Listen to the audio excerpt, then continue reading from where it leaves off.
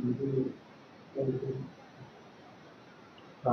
13 તારીખે police control room Vadodara ખાતે એક ભરતી આવેલ કે તરસાલી બ્રિજથી પાલિયાપુરા જવાના રસ્તે એક વેરાન ખેતરમાં એક અજાણ્યા ઈસમની લાશ પડેલ છે. જે આધારે કપુરા પોસ્ટે મોબાઈલ જઈ અને તપાસ કરતા ત્યાં એક ઈસમની લાશ પડેલી અને તે દરમિયાન 108 મોબાઈલ પણ આવી ગયેલ અને તપાસ કરતા તે ઈસમ મરણ ગયેલ હાલતમાં હતો. પોલીસની ટીમે આસપાસ તપાસ કરતા તેમની ઓળખ કોઈ રીતે મળી શકેલ નહીં, જેથી કપુરાઈ પોસ્ટે અકસ્માત મોત નંબર 37/2025 દાખલ કરી અને પોલીસે તપાસ શરૂ કરેલ.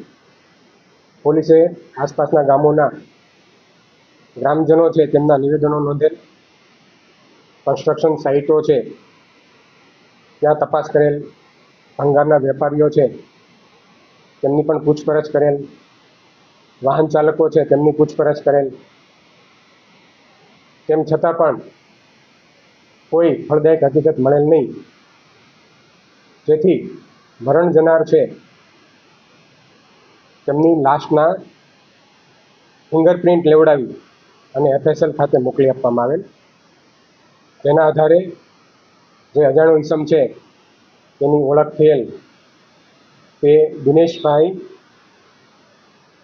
ઉર્ફે ગોરસિંગભાઈ જોખનાભાઈ તડવી, રહેવાસી તરસાલી બ્રિજ નીચે હોવાનું જણાઈ આવ્યું અને તેમનું મૂળ વતન દાહોદ જિલ્લો હતો. ત્યારબાદ આ તપાસ દરમિયાન PM નોટ આવતા PM નોટમાં જે મરણ જનાર છે તેના મોતનું કારણ ગળું દબાવવાથી થયેલ હોવાનું જણાઈ આવતા કપુરાઈ પોલીસ સ્ટેશન ખાતે ખૂનનો ગુનો નોંધવામાં આવેલો. તે ગુના રજિસ્ટર નંબર 411/2025 BNS એક્ટની કલમ 103(1) મુજબ દાખલ કરવામાં આવેલ અને વધુ તપાસ માટે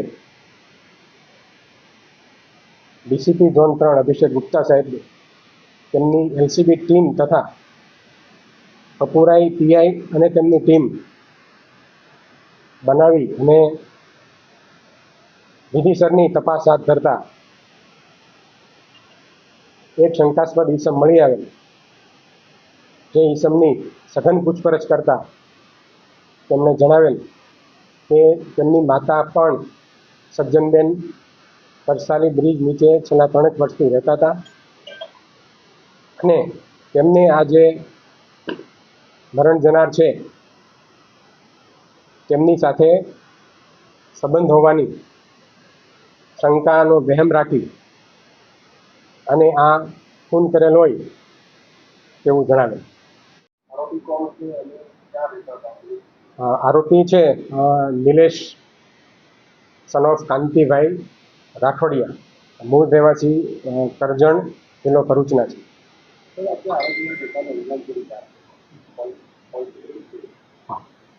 આરોપી છે તેમની જે માતા છે સજ્જનબેન એ તરસાલી બ્રિજ નીચે રહેતા હતા.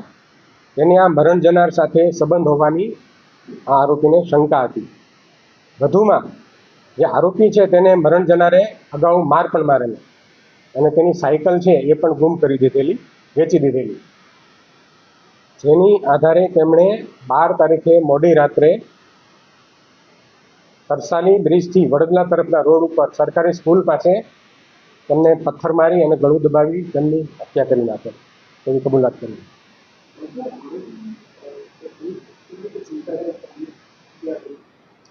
બરાબર છે. પોલીસે આ બાબતે સોશિયલ મીડિયા ઉપર અને વિવિધ પોસ્ટરો છે જાહેર સ્થળોએ લગાવી અને આ રીતે પ્રચાર કરેલ અને લાગતા વળગતા જે સાહેદો છે, ખાસ કરીને જે તરસાલી બ્રિજની નીચે જે રહેતા લોકો છે તેની પૂછપરછ કરતા શંકાસ્પદ ઈસમ મળી આવેલ અને જેની સઘન પૂછપરછ કરતા તેમણે જ હકીકત જણાવેલ અને જે ડેડ બોડી છે એનો નિકાલ કરેલ તે જગ્યા પણ તેમણે સામે ચાલીને જાણ કરેલ છે, બતાવેલ છે.